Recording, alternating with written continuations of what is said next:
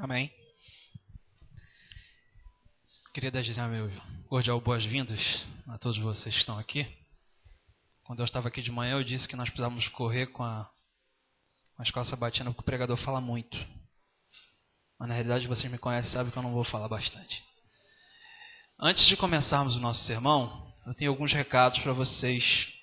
O pastor me ligou hoje de manhã. E nós iríamos ter uma comissão de igreja hoje. Essa comissão foi transferida para a semana que vem. E o pastor pede a presença de todos os oficiais nesta comissão. Tá, esse é o primeiro recado. O irmão Divaldo já falou, mas na quarta-feira vai dar-se início a uma semana de oração. Uma mini semana de oração. Quarta, quinta, sexta e sábado. No sábado pela manhã, nós teremos Santa Ceia. E o terceiro recado que eu não posso me esquecer, o pastor me falou comigo ontem, e ele disse, peça para a igreja orar, porque nós estamos próximos de uma grande bênção.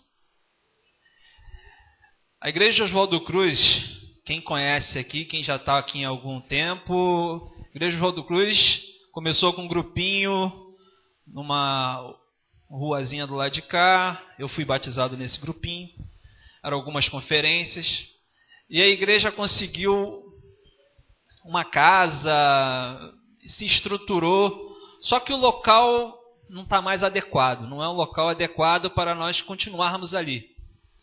E surgiu uma possibilidade.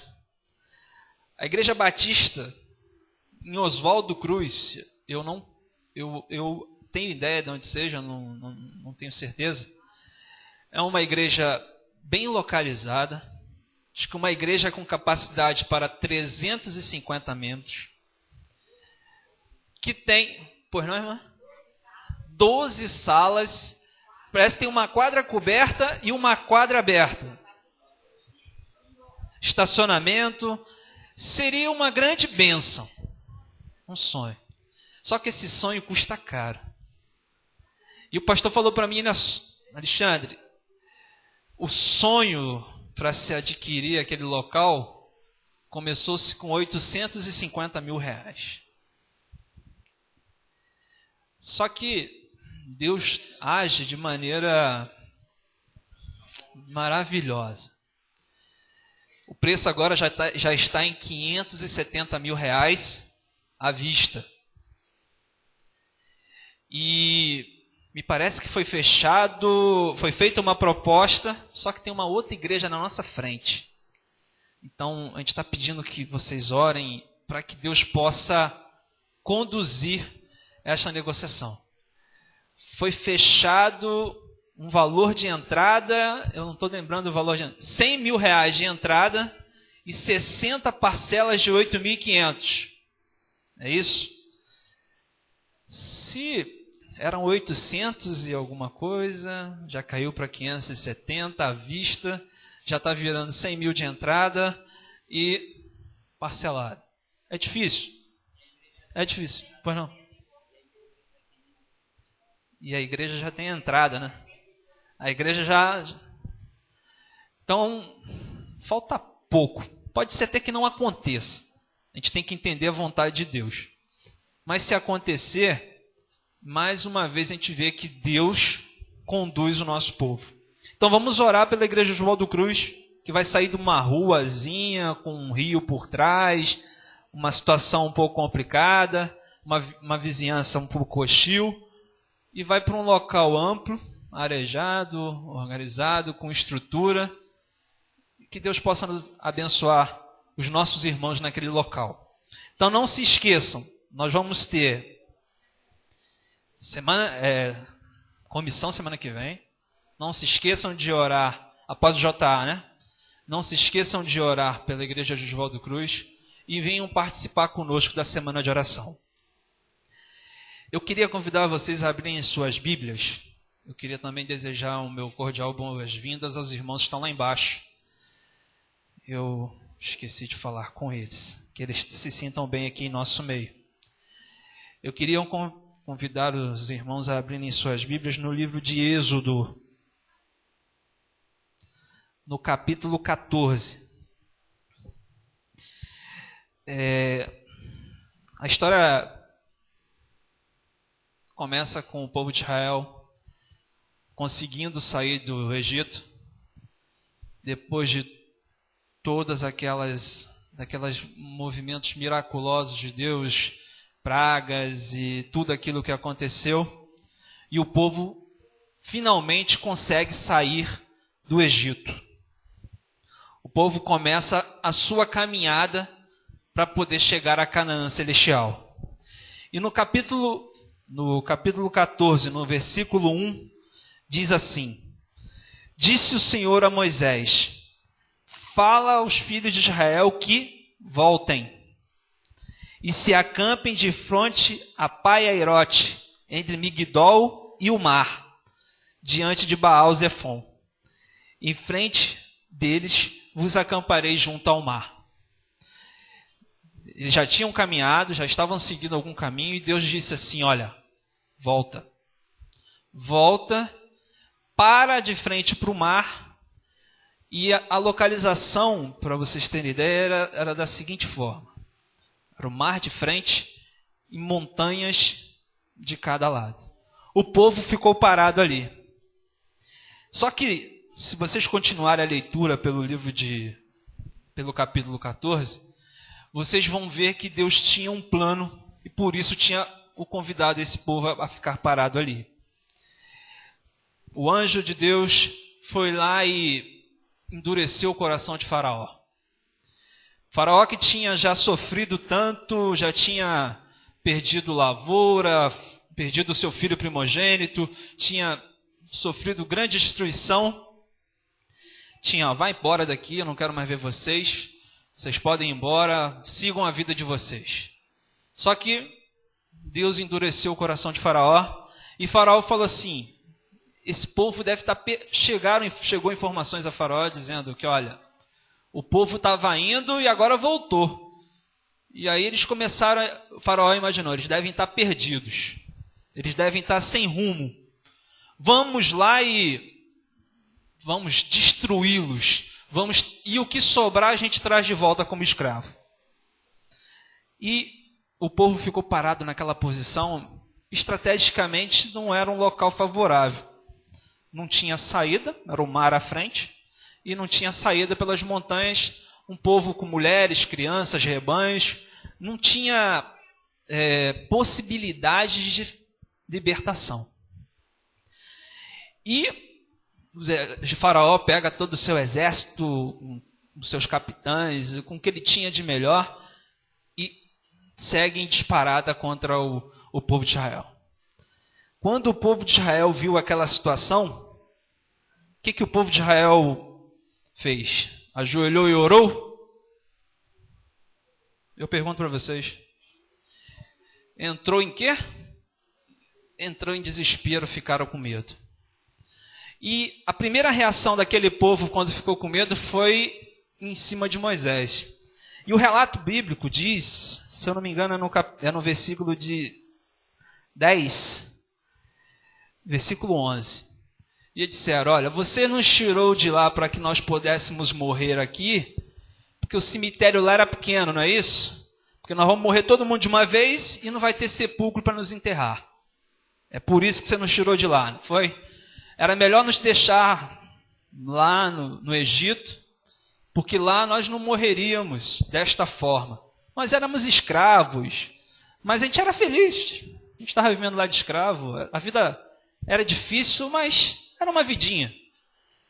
E Moisés fala: olha, acalme-se. Acalme-se, porque vocês verão a libertação de Deus. E se vocês forem lá no versículo 15, Moisés vai clamar a Deus e Deus diz a Moisés: por que clamas a mim? Diz ao povo o quê? Que marche. Que siga o quê? Em frente. Seguir em frente era ir para o mar. Era ir para o mar. E, com exceção de Moisés, que sabia que Deus tinha um plano, poderia ter soado assim de forma estranha. Esse velho está doido. Primeiro nos tirou de lá. Agora nos traz aqui para nos jogar dentro do mar. Mas o que aconteceu? Quê? O mar se abriu. Alguém já viu o mar se abrir? Hein? Só em filme, né? 10 mandamentos, é verdade. A irmã professora Márcia está falando aqui. O mar se abriu. Se abriu e o povo adentrou-se ao mar. Só que não foi só isso. O anjo do Senhor, que ficava naquela coluna de fogo, que de dia fazia-se uma sombra e de noite trazia calor para aquele povo, saiu da frente da nação de Israel e foi para trás do povo e segurou um pouquinho lá o exército de Faraó. Deu tempo do povo passar e quando eles vinham, o exército de Faraó vinha em total disparada, entrou no mar. Um fato interessante, quando a gente não presta atenção nas coisas de Deus, parece que a gente fica cego.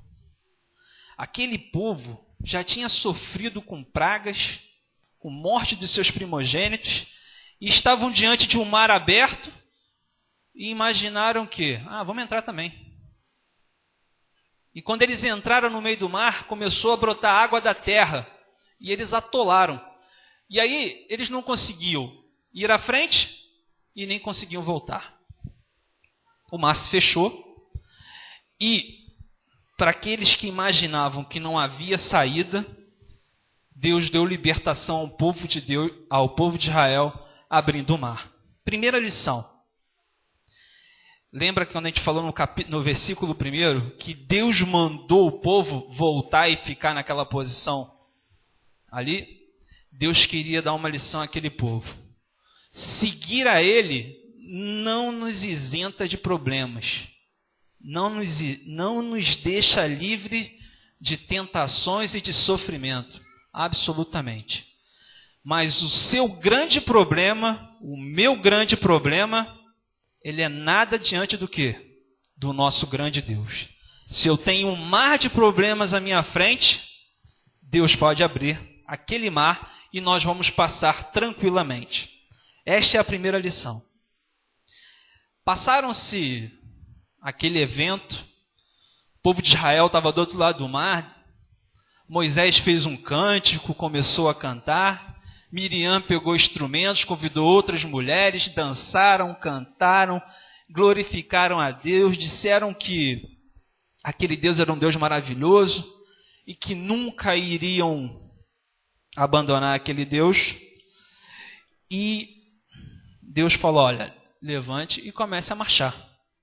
Se vocês forem lá agora no capítulo 15, vocês vão ver que Deus diz a eles, olha, capítulo 15, no versículo 22, saiam daqui e vão em direção ao deserto de Sur. Olha, vamos só recapitular. Eles foram libertados do Egito, eles viram todas aquelas pragas, eles estavam numa situação difícil, lá diante ao Mar Vermelho. Deus abriu o mar, eles passaram pelo mar, e agora eles estavam andando pelo deserto. Começaram a andar pelo deserto durante 3 dias. A água que eles tinham com eles tinha acabado, estava acabando. As mulheres começaram a reclamar, as crianças começaram a reclamar, não tinham água para os animais, os homens começaram a ficar irritados, e durante 3 dias não tinha água. E foram e reclamaram com Moisés, Moisés, por que tu não tirou lá da terra do Egito? A gente era escravo, mas a gente tinha pão e tinha água. Uma vidinha mais ou menos, né? Mas a gente tinha pão e tinha água.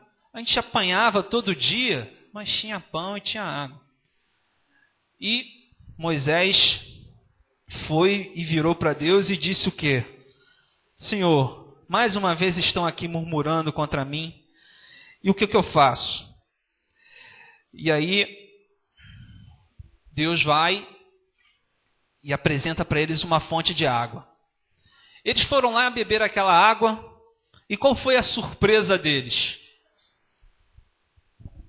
Qual foi a surpresa deles? A água era o quê? A água era amarga, que não tinha condição nenhuma de se beber. Voltaram a reclamar e a reclamar. Interessante notar que nós temos a tendência de reclamar de tudo. É uma tendência natural de todos nós. Não há exceção disso. Mas quando nós nos colocamos humildemente na presença de Deus, Deus tem sempre uma saída para as nossas dificuldades. Vamos acompanhar o texto. Se vocês acompanharem lá no versículo 23, lá diz assim: afinal chegaram a Mara, todavia não puderam beber as águas de Mara porque eram amargas. Por isso chamou-lhe Mara. E o povo murmurou contra Moisés, dizendo: o que havemos de beber? Então Moisés clamou ao Senhor, e o Senhor lhe mostrou uma árvore. Lançou a Moisés nas águas, e as águas se tornaram o quê? Doces. Vocês sabem qual é o significado dessa árvore? Alguém pode me dizer? Essa árvore significa Jesus. Na nossa vida. Se a nossa vida é amarga, se a nossa vida tem problemas, se a nossa vida precisa de uma mudança, a única maneira desta vida ficar doce é o quê? Jesus. Não se esqueçam disso. Aquele galho de árvore significava o quê? Jesus. Passaram dali, agradeceram a Deus. Eu ia já esquecendo. Lá no verso 26, Deus faz uma promessa para eles. Olha o que está dizendo lá. Se ouvires atentos ao quê? A minha voz, a do Senhor teu Deus, e fizeres o que é o quê? Reto, diante dos seus olhos, e deres ouvidos aos seus mandamentos, e guardares todos os seus estatutos, nenhuma enfermidade virá o quê? Sobre ti, das que enviei sobre os egípcios, pois eu, o Senhor, o quê? Que te sara. E Deus tinha, agora, depois de tudo isso, Deus ainda promete: olha, se vocês confiarem em mim, nada de mal daquilo que aconteceu com eles vai acontecer com vocês. Se vocês forem lá no capítulo 17, tem mais um episódio em que eles estavam andando no deserto e eles chegaram lá e não tinha água. E aí, imagino vocês que depois de duas situações dessa, o povo ajoelhou e orou e pediu: pô, Senhor, me abençoe, faça que tenhamos água. O povo fez isso? Não. O que o povo fez? Murmurou. Povinho difícil, né, rapaz? O povo murmurava. Só que eu tenho uma triste notícia para dizer. Nós somos que nem aquele povo. Vivemos murmurando de tudo. Infelizmente, nós não conseguimos entender quais são os planos de Deus. Há uma necessidade grande de nós, como é que eu diria?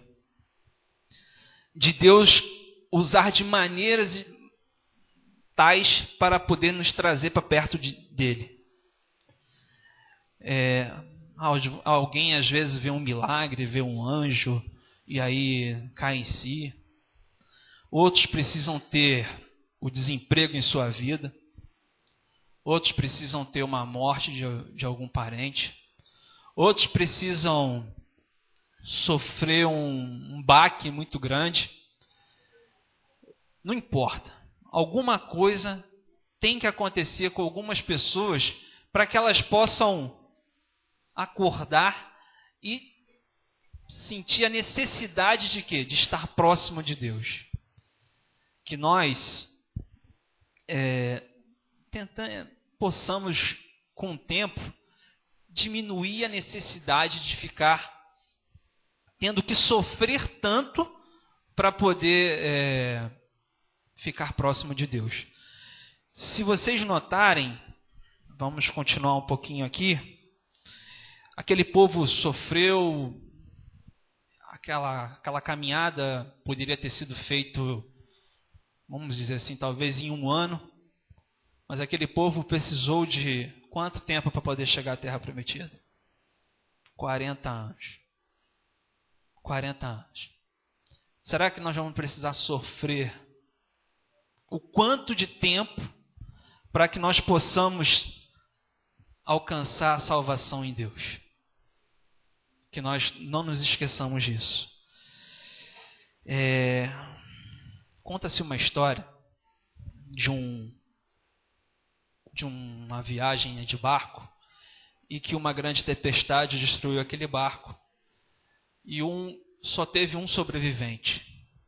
Esse sobrevivente foi levado pelo mar e com muito esforço conseguiu ir para uma ilha, ficou naquela ilha, só que aquela ilha era uma ilha fora de todas as rotas de navegação, a possibilidade dele ser salvo seria remota.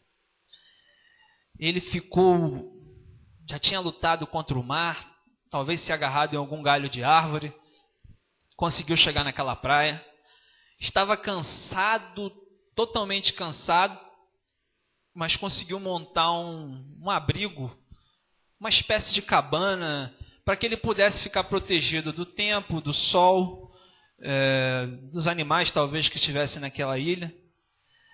E ele foi e descansou.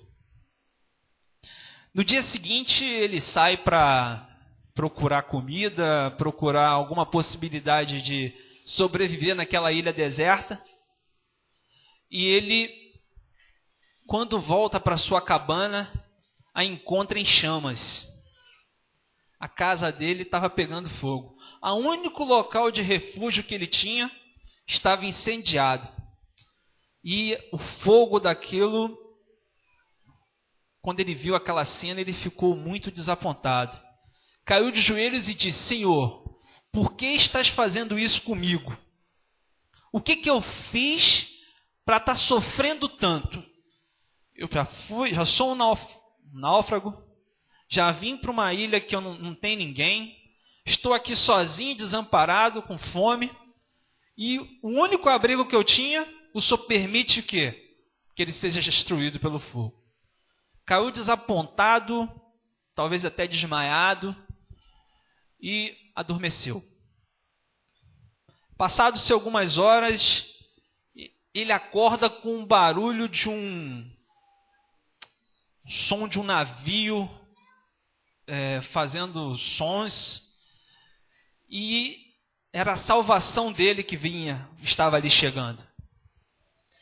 Ele foi resgatado por aquele navio, e aí depois foi conversar com aqueles marinheiros, com aquelas pessoas, e ele perguntou: como é que vocês me acharam aqui? Eu falei: olha, nós vimos aquele sinal de fumaça que você fez na ilha, e nós viemos aqui para poder ver o que estava acontecendo.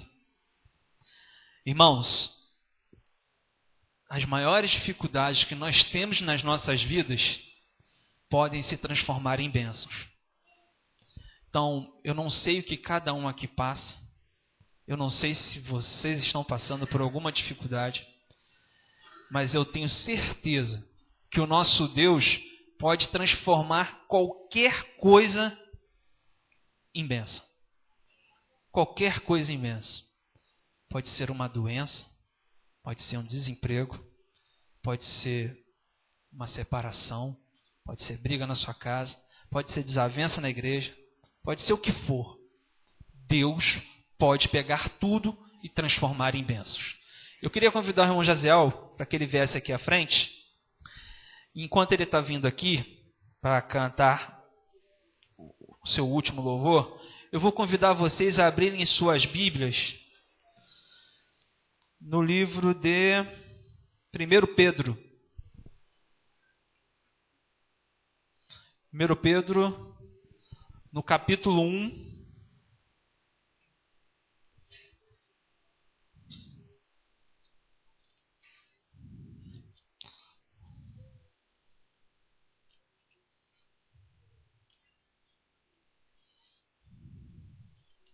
capítulo 1, dos versículos 6 até o versículo 9. Diz ali: nisso exultais, embora no presente, por breve tempo, se necessário, sejam contristados por várias provações, para que o valor da vossa fé, uma vez confirmado, muito mais precioso do que o ouro perecível, mesmo apurado por fogo, redunde em louvor, glória e honra na revelação de Jesus Cristo, a quem não havendo visto a mais, do qual não vendo agora, mas crendo, exultais com alegria indizível e cheia de glória, obtendo o fim da vossa fé, a salvação das vossas almas. Que embora que nós passemos por dificuldades, desavenças, sofrimento, por provações, que nós perseveremos ao lado de Deus. Que Deus possa ser sempre o nosso refúgio e fortaleza. Amém.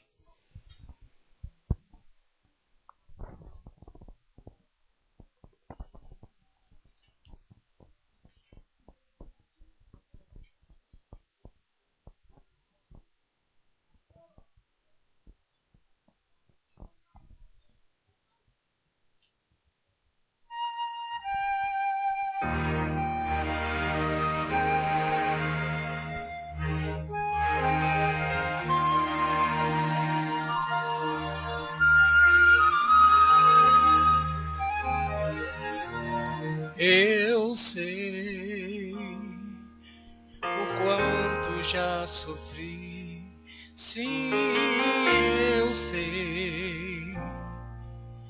De ti não dependi, foi o teu amor que tantas vezes me chamou. Eu não quis ouvir. Eu sei a quem eu rejeitei, sim, eu sei a quem eu desprezei. Só agora, ó Pai, eu realmente vi. Não quero mais fugir de ti. O meu coração se lança pro alto, querendo te encontrar, e minha alma de repente te alcança. No alto do trono onde estás, Senhor.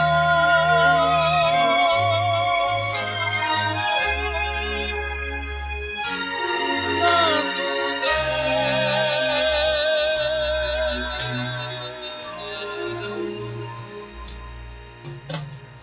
hoje a paz eu encontrei e a vida de novo renasceu. Louvo ao meu Deus, pois operou em mim, e canto deste amor sem fim. O meu coração se lança pro alto, querendo me encontrar, e minha alma de repente te alcança. No alto do trono onde estás, Senhor.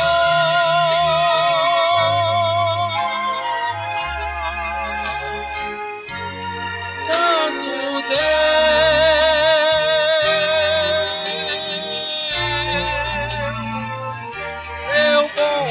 pastor, meu rei. Eu quero amar-te e quero servir-te.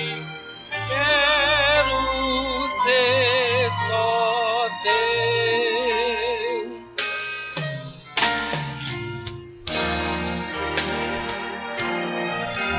Pro alto querendo te encontrar, alma de repente te alcançar. No alto do trono onde estás, Senhor,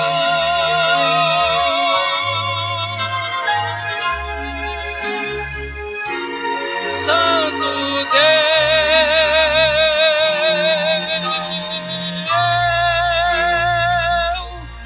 Amém.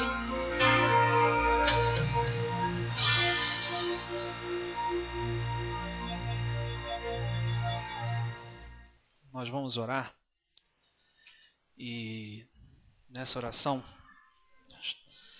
agora nós estamos com os nossos cultos e sendo transmitidos ao vivo pela internet.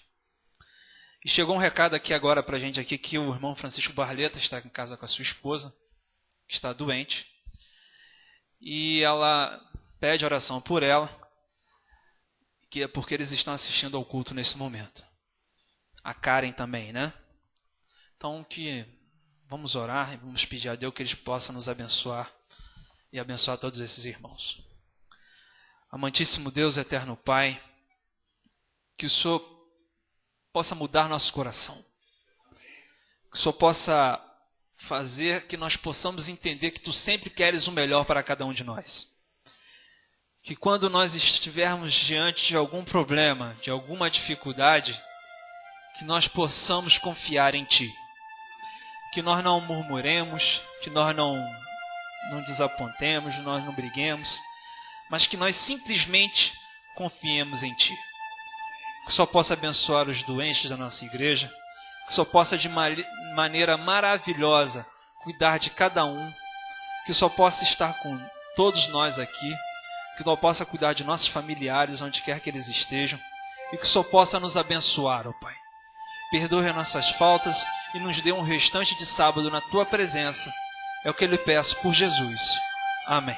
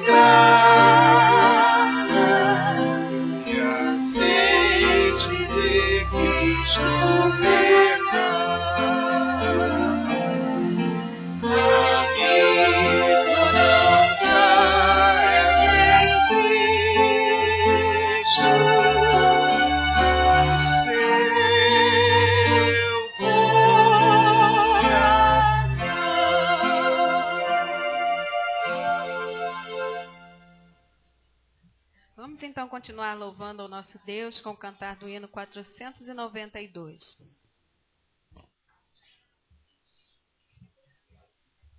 Então, 604.